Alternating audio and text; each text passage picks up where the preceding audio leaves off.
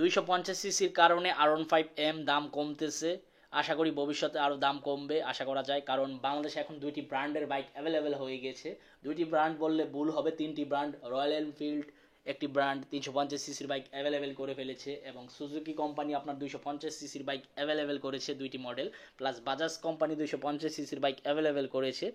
প্রতিটা ব্র্যান্ডের বাইক যখন অ্যাভেলেবেল হয়ে যাবে হায়ার সিসি, তখন হয়তো বা 150 সিসির বাইক কমে যাবে দাম, কারণ মানুষ তো হায়ার সিসির বাইকই ক্রয় করবে। যেমন দেখতেছেন আপনারা রয়্যাল এনফিল্ড হায়ার সিসির বাইক আপনারা বাজেট ফ্রেন্ডলি বাইক ক্রয় করতে পারতেছেন, এসএফ বাইকটি বাজেট ফ্রেন্ডলি বাইক ক্রয় করতে পারতেছেন।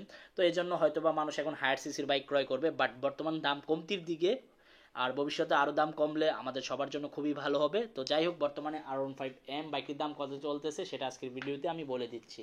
আসসালামু আলাইকুম guys, it's me Arman Sarwar. আজকের ভিডিওতে কোন ব্র্যান্ডের বাইকের সম্পর্কে কথা বলতে যাচ্ছি অলরেডি থাম্বনেল বা টাইটেল দেখে বুঝিয়ে গেছেন। বর্তমানে আপনার আমি বেশি দিন আগের কথা না, 20-25 দিন আগেও আপনার R15M বাইকটির দাম ছিল 5,70,000 75,000 টাকা আস্কিং প্রাইস।